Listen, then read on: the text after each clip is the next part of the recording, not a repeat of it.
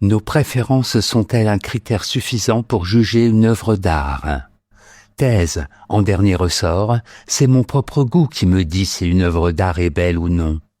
Antithèse, pour pouvoir juger une œuvre d'art, il faut être spécialiste et connaître l'intention de l'artiste. Thèse, nos préférences sont un critère pour juger une œuvre d'art. En effet, il n'y a pas d'objectivité en art, et tous les goûts se valent. Il est inutile d'être un connaisseur pour juger de la qualité d'une œuvre ou d'un artiste. La belle œuvre est celle qui me touche, celle qui me plaît à moi, personnellement. Premier argument, l'art n'est pas homogène. Il y a pratiquement autant de styles qu'il y a d'artistes. Stravinsky, grand compositeur, n'aimait pas Wagner, qui était aussi un grand compositeur. On peut donc à bon droit avoir des préférences et ne pas apprécier tous les artistes, quelle que soit leur importance objective dans l'histoire de l'art. En dernier ressort, c'est toujours mon goût personnel qui décide si une œuvre d'art est belle ou non. Deuxième argument, le jugement n'a pas besoin de théorie. L'art contemporain, en particulier, est devenu une affaire de spécialistes.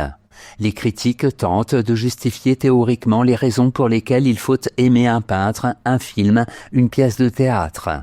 Or, l'art ne devrait pas avoir besoin de théorie pour être compris ou apprécié. Il est inutile de se creuser la tête.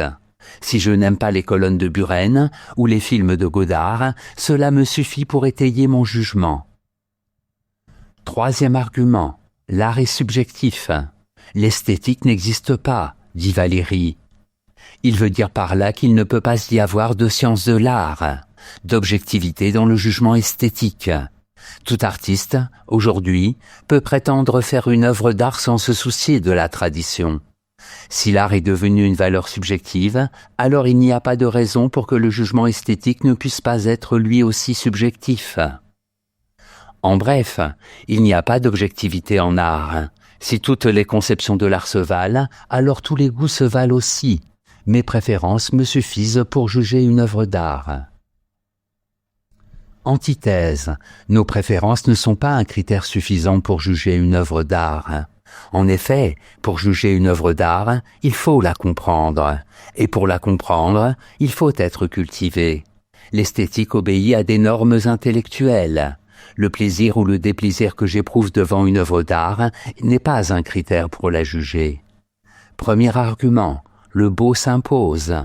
Pour l'esthétique classique, il y a une norme de la beauté, et une œuvre d'art est belle si elle correspond à cette norme. Le goût ne suffit donc pas pour juger. Kant distingue l'agréable, ce qui me plaît, personnellement, dans une œuvre d'art, du beau, qui est un critère qui devrait être en droit universellement reconnu. Est beau ce qui plaît universellement sans concept, écrit-il dans sa critique de la faculté de juger. Deuxième argument, l'ignorant ne peut pas juger. Le jugement est une opération intellectuelle qui exige un minimum de culture esthétique. Je ne peux pas juger une œuvre d'art si je ne la connais pas.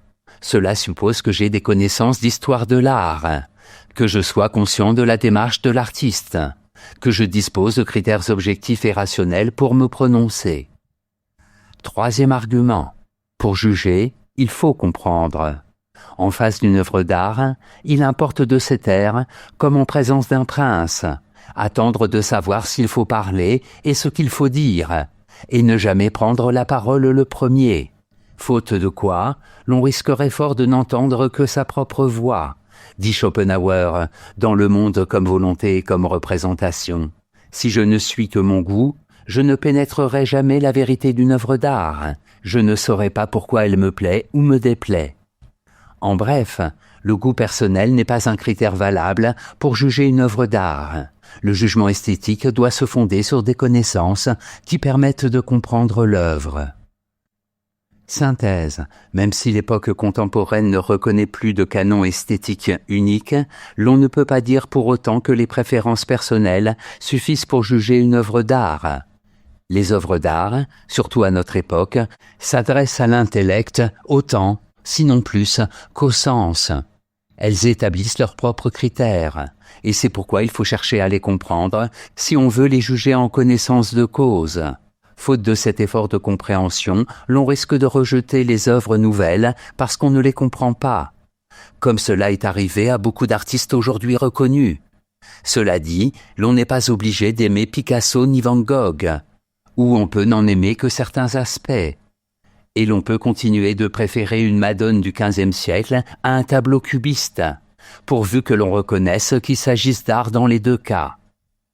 Notes et commentaires, canons, règles esthétiques, en particulier, ensemble de règles qui déterminent les proportions du corps humain, conformément à un idéal de beauté. Citation. L'art véritable n'est pas seulement l'expression d'un sentiment, mais aussi le résultat d'une vive intelligence. Hendrik Petrus Berlage sur l'architecture.